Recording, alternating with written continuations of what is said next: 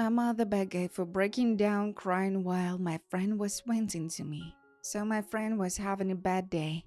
She was harassed by multiple boys in our class. She was pretty frustrated because of this. I was currently not with her while all of this happened. So she decided to tell me what happened to her. At first, I was feeling okay while she was venting to me about how the boys talked since they all were harassing her. I can understand that the boys in our school just sucked. I just hate these rude boys since they cannot respect women. Then she started saying, "Why don't you do anything about this misogynist pigs? These disgusting bad guys will not respect women." I told her that once I tried to reprimand them for their behavior, but that resulted in them attacking me. They punched in my face, which resulted in my nose bleeding. I told the teachers about that, but they only told them that their behavior was not okay, so they didn't face any consequences for their disgusting behavior. She told me, "So you're concerned that the boys will attack you just because you're too afraid to reprimand them? How can you be okay with them harassing women while you were doing nothing?" The problem is that I keep telling the teachers about their harassment, yet they were ignoring me. No matter what I did, I couldn't make them face the consequence. I told her about the teachers not wanting to punish these bad guys. Then she got angry at me and said, "How pathetic can you be to not just stop their harassment? I don't care if the teachers won't listen to you. It's your responsibility to make these sexist bad guys stop. You are a boy, and that's the fault of men that women fear men. It's man's fault that women cannot go out in the dark, and here you are ignoring the disgusting sexy pigs because you are afraid of getting punched in your face? Do you even know how much pain women face because of men? Of course, you won't do anything because you are a boy. You are privileged and just don't care about the suffering women face every day. You don't deserve to make friends with women. I bet you will harass them one day because that's what men do daily, right?" I felt the tears coming from my eyes. I needed to go to the bathroom because I was about to break down. So I told her that I was going to the bathroom to calm down. She didn't like my response and said, "Haha, of course, you don't want women to abandon you. You're such a pathetic boy just like all of the men. You cannot take criticism about men just sucking and never doing anything good. Go to your privileged safety, knowing that you won't be harassed. Just keep ignoring the suffering women face daily. Men don't deserve women if they cannot even take the suffering of women seriously." I ran away to the bathroom and ended up bawling my eyes out. The problem is that it was just too much to handle. I stayed there for 30 minutes. I managed to calm down. I still feel bad for not letting her went on me. So, am I the bad guy for running away? Am I the bad guy for telling a friend that she's not more important than my education? I'm starting a very prestigious grad program in my few months. It's something I have worked hard for and something that is very important to me. I was talking to a good friend who I know about how my life.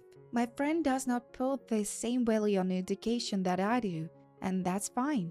Different strokes for different folks. However, she makes comments about the privilege of school and questions the validity of the path in terms of financial solvency. Last week, she and I were talking, and she raised concerns when I started that I didn't feel comfortable with making plans that extend into the time when grad school has started, as I wasn't sure about how much time I would have. Her response was that we make time for what's important, which I agree with in theory. However, I will be working, going to school, and maintaining my home. In addition, I have a pet who will need caring for, and I have chronic health issues that require doctor appointments. I said that she's important but not more important than school, paying bills, and managing my responsibilities like pet, health, home. She hung up, leaving me feeling like I had misstepped. I'm at the bad guy for telling her that she is not more important than my education or my pet. Am I the bad guy for giving my stepdad a free ticket to my competition instead of my biological dad? I'm a figure skater and I have a big competition coming up.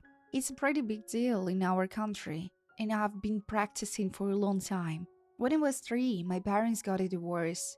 They both later remarried, and I lived primarily with my mom. I will go to my dad's place 1 weekend a month. I really hate it in there though. I love my dad, but my stepmom was not a welcoming person. She would treat me like a burden and say some rude things to her kids about me. And my dad wouldn't defend me because he said my stepmom would escalate it and cause a big fight if he did. And he suffered to keep the peace with her. I feel like such an outcast whenever I was with them. When I was 14, I told my dad I don't want to come over on weekends anymore. He asked what he can do to make me more comfortable, but my stepmom said they should just do what I'm comfortable with and let me stay with my mom full time for my sake. Dad didn't argue, but he was very sad. I know he really wanted me there, but I don't feel like I was their family at all, and I just couldn't stand it anymore. Since then, he had offered to take me places and buy me stuff, but most times I really don't have time.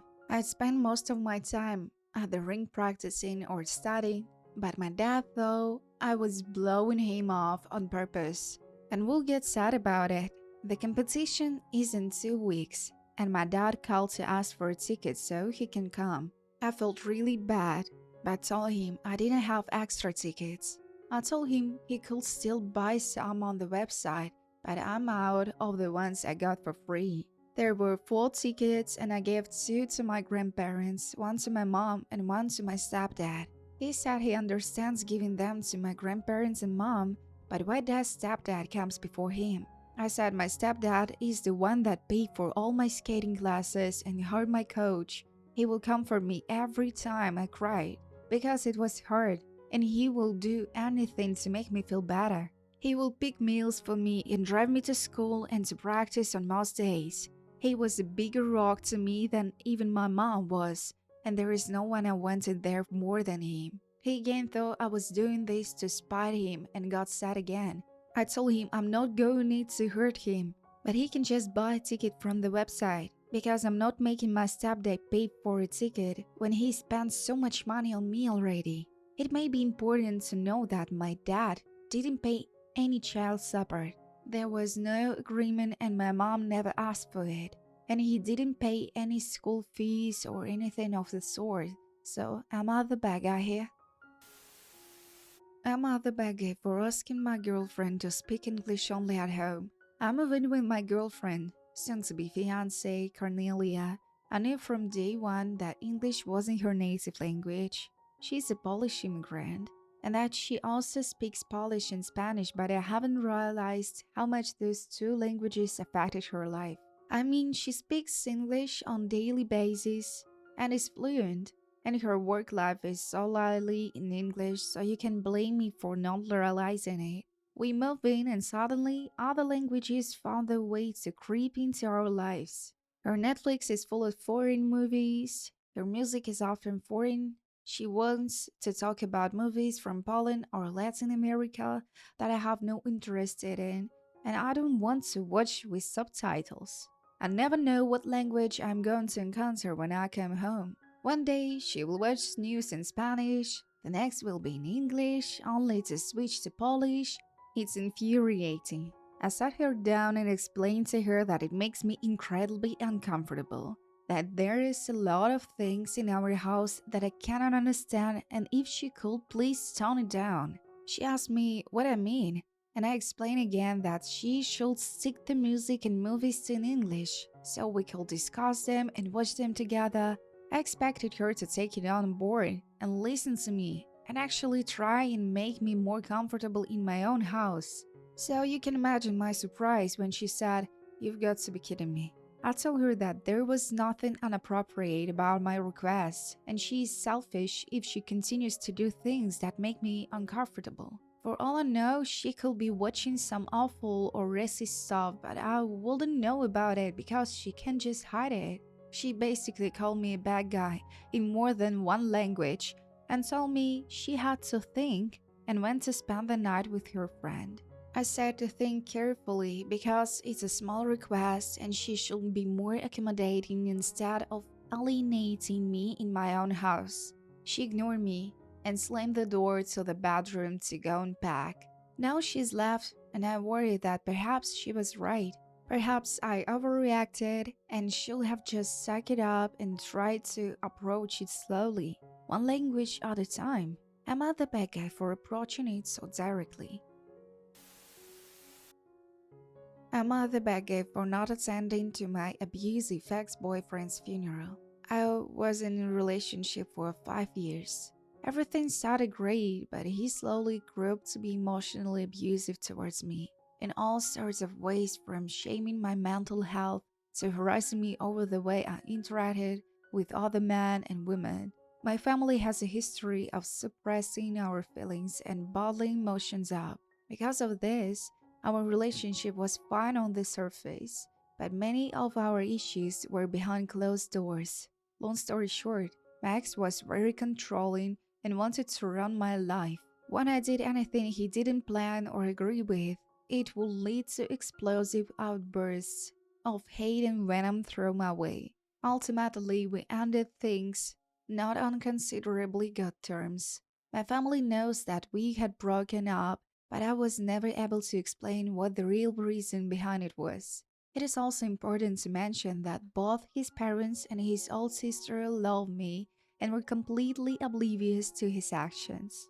Well, 2 weeks ago, I found out that my ex had been in an accident while he was out cycling. He was riding on a backcountry road when a distracted driver struck him after blowing a stop sign. He was rushed to the hospital, but the impact ruptured one of his lungs and caused internal hemorrhage. He passed that afternoon. I found out when his mother had contacted me on Facebook and was giving me the details to when they were planning his showing. In a moment of pure shock, I told her that I was not going to attend. She asked me why, and I wasn't able to give her an answer that wouldn't express how much pain and psychological anguish her son had caused me. She was confused but not necessarily upset. However, she had communicated to my parents, and they were astonished that I was not planning to attend. They called me cold and heartless. They said I should put everything aside and be there to support his family. Again, I didn't know what to say, so I simply told them I wasn't going and to please not ask me again. His funeral is this weekend, and I'm still not planning on going. My parents haven't really forgiven me, and conversation around our house has been short. The thought of going and seeing him fills me with so much dread and panic. So I need to know what to do, and am I the bad guy? Am I the bad guy for taking my 3 years old son on vacation without his dad? I'm married mother, and I took my 3-year-old on a 2-night local trip without his dad. My son, who's 3, has never gotten along with his dad. I'm the gentle parent who helps identity emotions, comforts him, and I'm also a stay-at-home mom.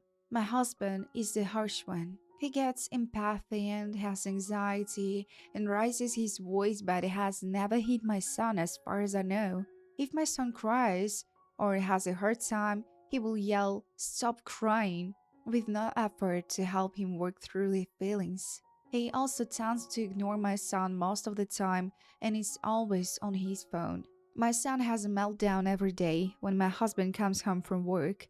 He listens for his footsteps when he's in the house and freaks out when he's coming or tries to hide. He tells me he doesn't like daddy and he wishes daddy will live in a different house. He is always in flight or fight mode when dad is home.